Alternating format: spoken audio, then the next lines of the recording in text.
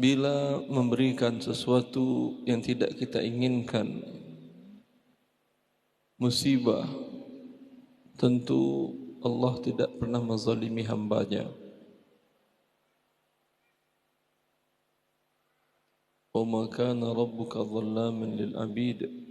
Allah Azza wa Jalla tidak pernah menzalimi hambanya.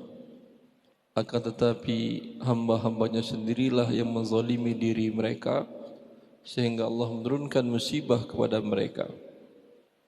Ini yang penting kita ingat agar kita tidak bergantung semata-mata kepada asbab. Kalau anda manusia, makhluk yang tidak bisa berbuat apa-apa, bergantung kepada asbab, jatuh dalam keputusasaan dan seterusnya dan seterusnya. Anda mengatakan, apa yang kita bisa perbuat? Presiden seperti ini, Menteri Keuangan seperti itu, kondisi bank dengan cara riba, kita memang bisa ngapain?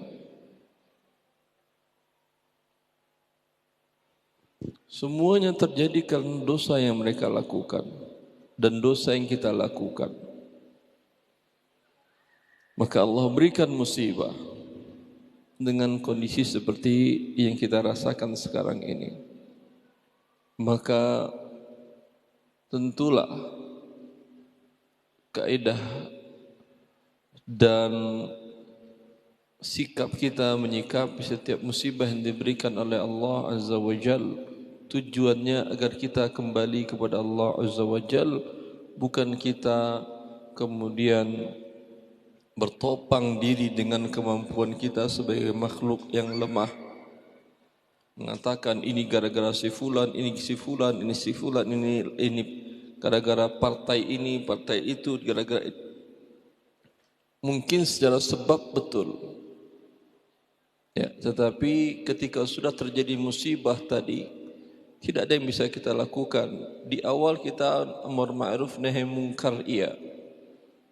Ketika sudah terjadi, tidak ada yang bisa kita lakukan kecuali tadarru', merendahkan diri dan mengembalikan semua urusannya kepada Allah dan meminta ampunan Allah Azza wa Jalla. Falamma ja'ahum ba'suna tadarra'u falawla idh ja'ahum ba'suna tadarra'u walakin qasat qulubuhum wa zayyana lahum asyaitanu ma kanu ya'malun. Kalaulah ketika datang kepada mereka al-ba'sa, kesusahan dan kesulitan dalam seluruh bagian, mungkin kesusahan dan kesulitan dalam kasus pribadi, mungkin dalam kebutuhan masyarakat seperti yang kita rasakan sekarang ini dengan tingginya biaya hidup, sedangkan menurun kemampuan daya beli kita atau otomatis. Kalaulah ketika datang musibah ini mereka menundukkan diri kepada Allah, itu seharusnya dilakukan. Falaula idh ja'ahum ba'suna tadarra'u. Ketika datang musibah, Allah menginginkan kita menundukkan diri kepadanya. Bila tidak itu yang kita lakukan, dan begitu memangnya manusia, mereka tunjuk kesalahan ke sana sini dan segala macam, asbab mereka berpatokan kepada asbab yang sifatnya adalah bagian dari asbab kauniyah yang dilakukan oleh sebagian manusia, sehingga hati mereka menjadi kesat dan syaitan pun menghiasi kepada mereka akan kesesatan mereka, sehingga musibah menjadi musibah lebih besar dari musibah yang pertama. Musibah yang pertama kenaikan harga barang dan segala macam. Musibah yang selanjutnya mungkin lebih besar, terjadi pembunuhan, terjadi perang saudara dan seterusnya. Karena terjadi perampokan, terjadi begal, karena ini tuntutan memang.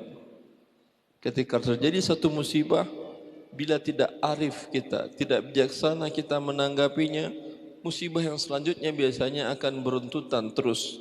Syaitan terus akan menarik kita untuk melakukan musibah-musibah selanjutnya. Tetapi ketika datang satu musibah, kita menyikapi dengan sikap yang benar, langsung kembali kepada Allah Azza wa Jalla. Musibah tadi cukup menjadi satu saja. Dan musibah yang satu tadi akan mendatangkan manfaat yang hikmah yang lebih besar daripada musibah yang terjadi itu.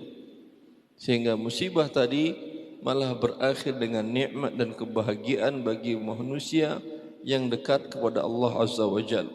Bagaimana seorang muslim yang cerdas, yang muwaffaq, yang dimudahkan dan ditaufik oleh Allah bisa merubah kondisi musibah menjadi nikmat dan menjadi penyebab dia untuk menjadi orang yang sukses dunia akhirat.